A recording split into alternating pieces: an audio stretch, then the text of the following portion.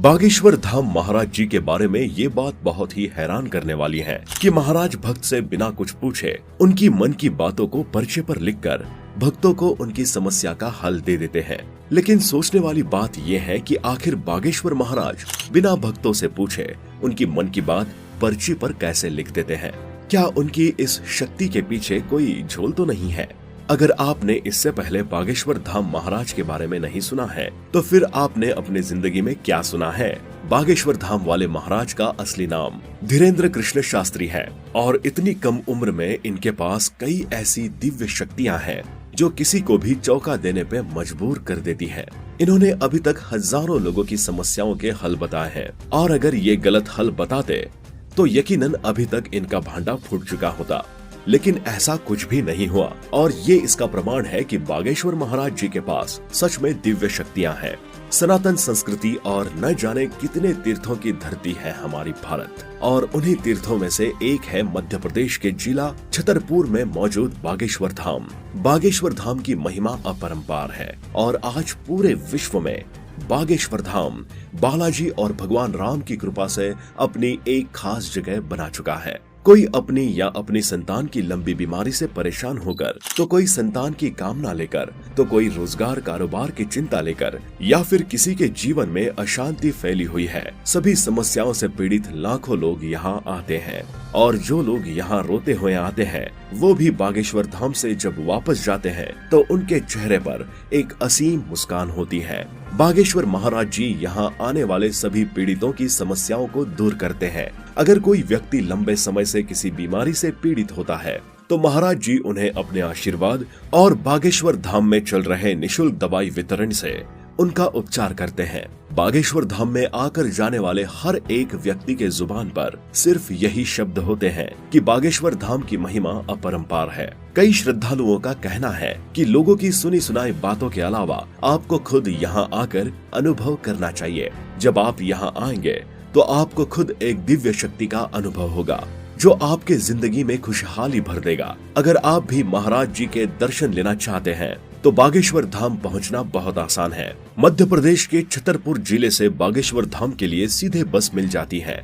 बागेश्वर धाम महाराज की महिमा और लोगों द्वारा उनके ऊपर अटूट विश्वास का आंकलन आप उनके दरबार में मौजूद भीड़ को देख के ही कर सकते हैं। बाबा के दरबार में मौजूद ये सभी लोग भारत के अलग अलग राज्यों से यहाँ इकट्ठा हुए हैं। इनमें से कई लोग अपनी समस्या का हल पाने के लिए, तो कई लोग बाबा की महिमा देखने के लिए और वहीं कई लोग बाबा की परीक्षा लेने के लिए जमा हुए हैं।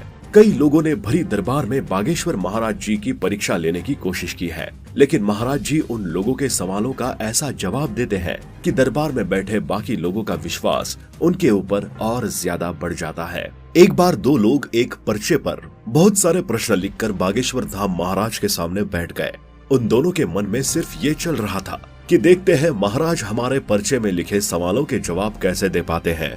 लेकिन बागेश्वर महाराज जी ने अपनी दिव्य शक्तियों से पहले ही उनकी मन की बात पढ़ ली और भरे दरबार में महाराज जी ने उन दोनों से कह दिया कि जरूर तुम अपने साथ एक पर्चा लाए हो और उस पर्चे में लिखे सवालों से तुम मेरी परीक्षा लोगे। महाराज जी ने हमेशा की तरह एक पर्चा लिखा और उस पर्चे में सामने बैठे दोनों लोगों के वो सवाल लिखे थे जो वो बागेश्वर महाराज जी से पूछने वाले थे।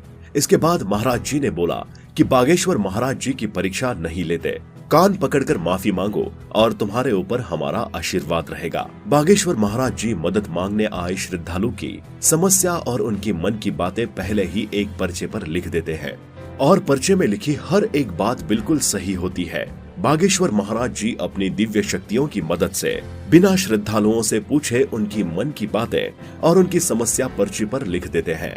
उनकी महिमा अपरंपार है और अगर आप YouTube पर मौजूद उनकी हजारों वीडियो देखने के बाद भी उनके ऊपर शक कर रहे हैं तो उनकी महिमा का सबूत आपको तभी मिलेगा जब आप खुद बागेश्वर धाम जाएंगे और वहां मौजूद अतृप्त शक्तियों का अनुभव करेंगे। कुछ समय पहले बागेश्वर महाराज जी मॉरिशस देश में सनातन धर्म का प्रसार प्रचार करने के लिए पहुंचे थे। वहां पर मॉरिशस के राष्ट्रपति और प्रधानमंत्री जी से महाराज जी की मुलाकात हुई और उनसे बातचीत हुई।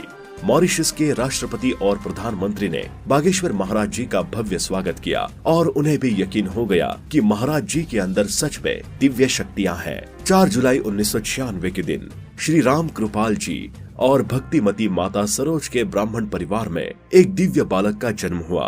उन्होंने उस बालक का नाम धीरेन्द्र कृष्ण शास्त्री रखा, जिसे आज पूरी दुनिया बागेश्वर महाराज जी कहकर पुकारते हैं। बागेश्वर महाराज जी बचपन में एक झोपड़ी में रहा करते थे।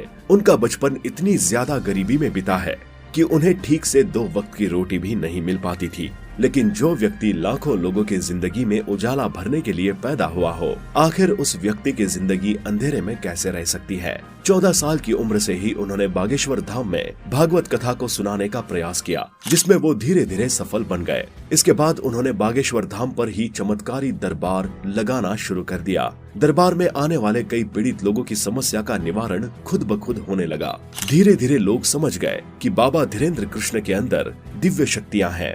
धीरे धीरे वो लोगों के बीच अपनी दिव्य शक्तियों की वजह से बहुत ज्यादा प्रसिद्ध हो गए और अब वो रोज लाखों लोगों की समस्याओं का निवारण करते हैं। बाबा की जय हो।